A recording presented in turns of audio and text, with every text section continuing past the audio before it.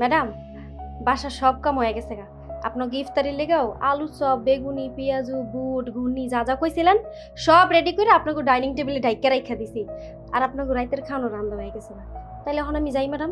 আমিও রোজা রাখছি, আমার জামাইও রোজা রাখছে, আমার ছোট পোলাটাও রোজা রাখছে ম্যাডাম। বাসায় গিয়া আমগো ইফতারির আয়োজন করতে হইব। আচ্ছা ঠিক আছে, তাহলে তুই যা। আচ্ছা ঠিক আছে। ও শোন না, তুই একটু ডাইনিং রুমে গিয়ে দাঁড়া, আমি আসতেছি।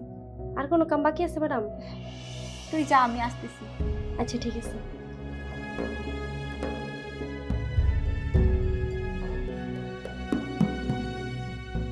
এই নে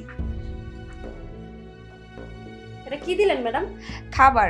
কালকে সেহরি করার পরে এই খাবারগুলো বেঁচে গেছিল, তুই তোর স্বামী তোর সন্তান মিলে খাবারগুলো খেয়ে নিস। আচ্ছা ঠিক আছে ম্যাডাম। আর শোন, কালকে সকাল সকাল কাজে চলে আসিস। আচ্ছা আমুনি ম্যাডাম, আমি যাই এখন।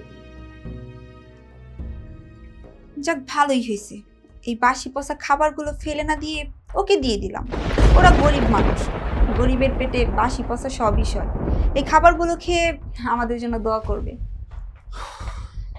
নেহা, তুমি যেন বুয়াকে কি দিয়ে দিলে দেখলাম? খাবার। খাবার? কিসের খাবার? আসলে কালকে রাতে খাবারগুলো বেঁচে গেছিল তো, তার জন্য দিয়ে দিলাম। ওরা গরিব মানুষ, এই খাবারগুলো খেয়ে আমাদের জন্য দোয়া করবে। যাক ভালোই করেছো। আমাদের বাসায় তো প্রতিদিন নানা রকমের খাবার রান্না করা হয়, অনেক খাবারই তো বেঁচে যায়। এখন থেকে বেঁচে যাওয়া খাবারগুলো বুয়াকে দিয়ে দিবে, ও খেয়ে দোয়া করবে আমাদের জন্য। আচ্ছা ঠিক আছে। আচ্ছা আমি তাহলে মসজিদে যাচ্ছি। হ্যাঁ কিরে তোর মা এখন আহে না কে? ইফতার তো সময় হয়ে গেছে। ইফতার কোন সময়? কেমনে কমু মার আজকে আইতে দেরি হইতেছে কিন্তু। কি ব্যাপার, তুমি আইছো এত দেরি? ইফতার কোন সময়? আরে চিন্তা করো না, ইফতারে আমি লয়ে আইছি। আমার ম্যাডামে আজকে খাওন দিয়ে দিচ্ছে। কি কম ম্যাডাম খাওয়া দিয়ে দিছে? বাইকে বাই করো। আজকে মনে ভালা ভালা কিছু দিচ্ছে গো। ভালোই তো। কি আর কিছু দেই? দেখো কতগুলো বাড়ি দিছে, অনেক খাওন দিয়ে দিছে আজকে। বাইকে সব খাওয়া আসছে। সালমা, হ্যাঁ সালমা, এদিকে আয়। আপনি সালমারে ডাকতেছেন? সালমা তো 3-4 দিন ধরে কাজেই আসে না। 3-4 দিন ধরে কাজে আসে না, ফোন দাও নাই? ফোন দিছিলাম, ফোন বন্ধ। বাসার সমস্ত কাজ করতে করতে আমি হাঁপাইয়ে গেছি, আমি আর কাজ করতে পারতেছি না। তোমার যেহেতু কাজ করতে কষ্ট হচ্ছে, নতুন আরেকটা কাজের পর রেখে নাও, তাই তো হয়ে যায়। বললেই হলো নাকি কাজের বুয়া রেখে নিব? এই রমজান মাসে আমি কাজের বুয়া কই পাবো? চাইলে কি কাজের বুয়া পাওয়া যায়? আমার মনে হয় ও আর কাজে আসবে না। তোরা যাই কস, আমার মনে হয় কোনো একটা সমস্যা হয়েছে, কারণ ও তো ভালো করেই জানে ও ছাড়া আমাদের বাড়িতে কোনো কাজের লোক নাই। বুঝতে পারছি, এই জন্য এরকম ছোট লোক ফকিনীদের এত ভালোবাসতে নাই। ভালোবাসে ভালো মন্দ খাবার দাবার দিয়ে দেই তো, এই জন্য মাথায় উঠে গেছে। মন চাইলে কাজে আসে আর মন না চাইলে কাজে আসে না। ম্যাডাম, হ্যাঁ ম্যাডাম, ম্যাডাম, ও ম্যাডাম।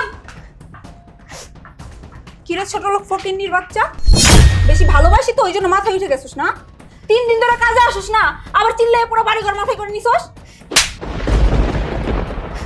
ছোট লোক ফকিনীর বাচ্চা, তোর এত বড় সাহস তুই আমাকে থাপ্পড় মারলি? এই সালমা, তোর কত বড় সাহস, তুই তোর ম্যাডামের গায়ে হাত তুলি, ওকে থাপ্পড় মারলি? হ্যাঁ, আমার বউ তোমার একটা থাপ্পড় মারছে। আমার কি মন চাইছে জানেন? ম্যাডাম না গলা টিপে মারি ফেলাইছে। তোর এত বড় সাহস, তুই আমার বউকে গলা টিপে মেরে ফেলতে চাস? আমার বউ কি এমন করছে? আপনি জানতে চান? জানতে চান আপনার বউ কি করছে? তাহলে শুনেন, আপনার বউ কতগুলো বাসি পচা খাওন আমারে দিয়া দিছে, যেগুলো রাস্তার কুত্তা বিলাও খায় না। ওই খাওন খাইয়ে এতদিন আমি আমার জামে অসুস্থ ছিলাম, আর আমার ছোট পোলাটা হাসপাতালে ভর্তি, মৃত্যুর লাগে পাঞ্জাল লাগতেছে। নেহা, ওরা সব কি বলতেছে? তুমি নাকি ওদেরকে পচা বাসি খাবার দিয়েছো? না না শ্রাবণ, তুমি বিশ্বাস করো, ওরা মিথ্যা কথা বলতেছে। আমি পচা বাসি খাবার কোথায় পাবো বলো? আমি তো এই ছোট লোক ফকিনীরা ভালোবাসে ভালো মন্দ খাবার দাবারই দিতাম, এর প্রতিদানই তো আমার থাপ্পড় খাইতে হইলো। কিরে সালমা, এই কয়দিন কই আসলি, কাম আস নাকি লিগা? ওরে খালু রে, কি হয়েছে, কান্দস কা? খালু আমার পোলাটা হাসপাতালে ভর্তি। তোর পোলার কি হয়েছে? কি আর কম খালু, সবই আমাকে কপাল। আপনারা তো গরিব মানুষে মানুষই মনে করেন না। এই যে আপনার পোলার বউ বাড়ি বইরা বইরা বাসি পচা খাওয়া দাম করে দিয়া দিছে। ওই খাওয়ান খাইয়া আমি আমার জামাই এতদিন অসুস্থ ছিলাম, আর ওর ছোট পোলাটা হাসপাতালে ভর্তি। বাস ভরা কি মরবো জানি না, খালু মৃত্যু লাগি বাঞ্চা লাগতেছে। মা ওইসব কি বলতাছে? বাবা আপনি বিশ্বাস করেন ও মিথ্যে কথা বলতেছে। আমি তো ওদেরকে ভালো ভালো খাবারই দিছি। ওই যে কথায় আছে না, কুকুরের পেটে ঘি হজম হয় না, ওদের অবস্থা হয়েছে তাই। কোথা থেকে পাশাপাশি খাবার খেয়ে ওর ছেলে অসুস্থ হয়েছে, এখন দোষ দিতেছে আমার। মিছা কথা কইেন না ম্যাডাম, মিছা কথা কইেন না। রোজা রমজানের মাস, আল্লাহ ঠাডা পড়বো আপনার উপরে।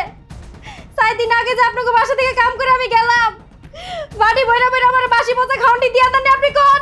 হ্যাঁ এই নেহা, তোমার মনে আছে ওই দিন যে আমি তোমাকে জিজ্ঞেস করলাম তুমি সালমাকে কি দিয়ে দিলে, তুমি বললে যে সালমাকে তুমি আমাদের বেঁচে যাও খাবারগুলো দিয়ে দিয়েছো।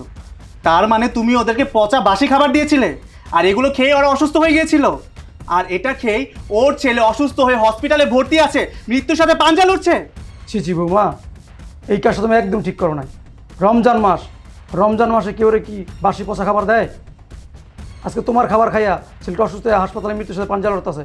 ওর ছেলে যদি কোনো কিছু হয়ে যায় এই দায়ভার কে নিবে বলো? নেহা তুমি কি মানুষ? তুমি এই কাজটা কিভাবে করতে পারলে? যে খাবারটা তুমি খেতে পারবে না সেই খাবারটা ওদেরকে কেন খেতে দিয়েছো? ওরা গরিব হলেও ওরা কি মানুষ না? বাবা আমার ভুল হয়ে গেছে, ভাবছিলাম ওরা গরিব মানুষ, ওদের পেটে বাসি পচা সব বিষয়, ওদের বাসি পচা খেয়ে অভ্যাস আছে। আমি বুঝতে পারি নাই বাবা, ওই খাবার খেয়ে ওরা অসুস্থ হয়ে পড়বে। আমার ভুল হয়ে গেছে, আমার মাফ করে দেন। আমি আপনাকে সাফ সাফ করে একটা কথা কইতে আছি, আমার পোলার যদি কিছু হয় আমি আপনাকে সবাই তেলে ভাত খামু, কয়ে দিলাম আমি। তোর পোলার কিছু হইব না। তোর পোলার পিছনে যত টাকা পয়সা লাগে সব কিছু আমরা দিমু। তোর পোলার কোন হাসপাতালে ভর্তি করাইছ আমাকে নিয়ে চল। ঠিক আছে চলেন, আহো। আয় আসো। ডাক্তার, আমার পোলার কি অবস্থা? আপনারা কোথায় গিয়েছিলেন? আমি তো আপনাদেরকে খুঁজতেছি। শুনুন, ইমার্জেন্সি একটা মেডিসিন আনতে হবে। ডাক্তার সাহেব, রোগীর শারীরিক অবস্থা কি এখন? রোগীর অবস্থা খুবই সিরিয়াস, 24 ঘন্টার আগে কিছু বলতে পারছি না। ওরে আমার ডাক্তার সাহেব, টাকা পয়সা নিয়ে একদম চিন্তা করবেন না, যত টাকা পয়সা লাগে আমি দেব। তারপরেও ওকে ঠিকঠাক মতো ট্রিটমেন্ট করেন, ওকে সুস্থ করে তোলেন। আমরা চেষ্টা করছি, আমার সাথে একদিন আসুন।